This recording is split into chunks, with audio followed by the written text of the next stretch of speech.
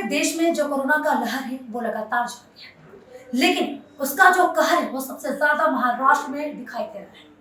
और जनता बेपरवाह जो दिशा निर्देश दिए गए हैं उसका पालन नहीं कर रही है और लगातार यातायात कर रही है और कई जगहों पर जा रही है, जिसका असर कहीं ना कहीं हमें सब जगह दिखाई दे रहा है और जो आंकड़े हैं वो लगातार बढ़ रहे हैं।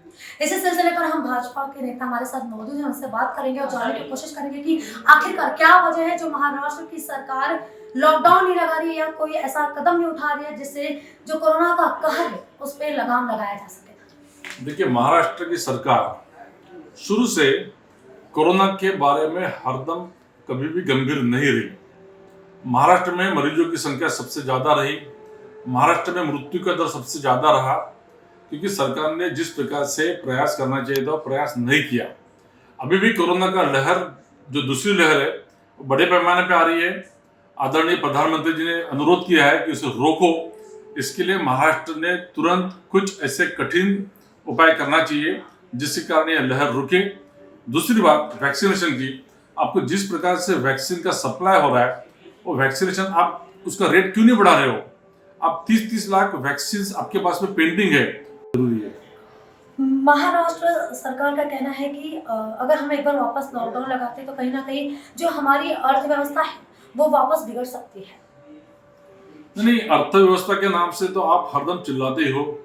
शुरू से कह रहे हो कि हमारी अर्थव्यवस्था बिगड़ी है, जीएसटी के पैसे नहीं रहे। आपको कुछ ना कुछ कारण ही लगता है अर्थव्यवस्था को लेकर। जिस प्रकार से देश में, दुनिया में और बाकी राज्यों में कोरोना का टैकलिंग हो रहा है, उसी तरफ से महाराष्ट्र भी करना जरूरी है। केवल हमारी अर्थव्यवस्था बिगड़ जाएंगे ऐसा बोल के नहीं चलेगा। अर्थव्यवस्था के साथ साथ कोरोना का भी हम प्रयास कर सकते हैं। महाराष्ट्र की जो सरकार है उनका ये कहना है कि केंद्र सरकार हमारा साथ नहीं दे रही है और उन्होंने खासकर वैक्सीनेशन को लेकर, वैक्सीन को लेकर केंद्र सरकार पर उंगली उठाई है और बोले कि जिस तरह से यहाँ पर वैक्सीन की कमी है वो कहीं ना कहीं केंद्र सरकार की कमी है, जिसकी वजह से यहाँ पे लोगों को दिक्कतों का सामना करना पड़ रहा है।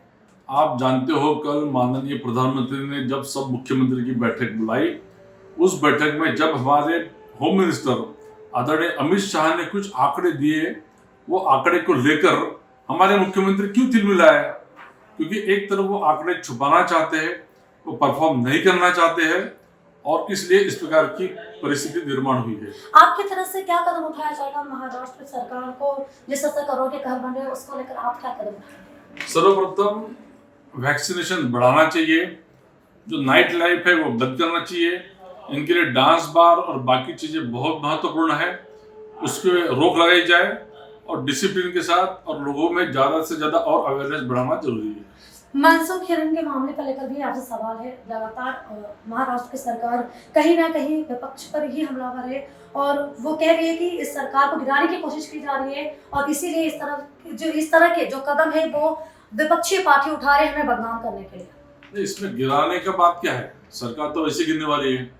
ये एक अप्राकृतिक सरकार है, इन्हें जनता ने तो बिठाया नहीं है, इसलिए जनता के साथ भी इनकी कोई अकाउंटेबिलिटी नहीं है। मनमाने सरकार चल रहा है, करप्शन कर रहे हैं, सब तरह से फेल हो रही है। और जहां तक मनसुख हिरेन का सवाल है, जिस प्रकार से बातें आगे आ रही है, ये बात बहुत दूर तक जाएगी। अगर उसमें कुछ दम नहीं है और वो जो मनसुख हिरेन ये कोई लादेन है क्या, इस प्रकार की टिप्पणी जब मुख्यमंत्री ने किया था तो फिर कल आईपीएस अधिकारियों की क्यों बदला बदली की आपने? आईपीएस अधिकारी परमवीर को क्यों बदला आपने? सच बात यह है कि इन्होंने होम मिनिस्टर की रेसिग्नेशन लेनी चाहिए। उन्होंने जिस प्रकार से होम मिनिस्ट्री चलाई है, हम होम मिनिस्ट्री की रेसिग्नेशन की मांग करते हैं। ये बात और काफी आगे तक जाने वाली है। तो जिस तरह से मनसुख हिरेन मामले को लेकर भी लगातार महाराष्ट्र सरकार के सामने कहीं ना कहीं बहुत बड़ी समस्या है और वहीं दूसरी तरफ जो कोरोना का लहर है वो महाराष्ट्र में सबसे ज्यादा है और आंकड़े आसमान छू रहे हैं। बावजूद सरकार लॉकडाउन लगाने की स्थिति में नहीं है, लेकिन देखना काफी दिलचस्प होगा कि आखिरकार महाराष्ट्र की सरकार क्या कदम उठाती है जिससे जो कोरोना के आंकड़े हैं जो बढ़ रहे हैं उस पर लगाम लगाया जा सकता है। चलिए उसके साथ आज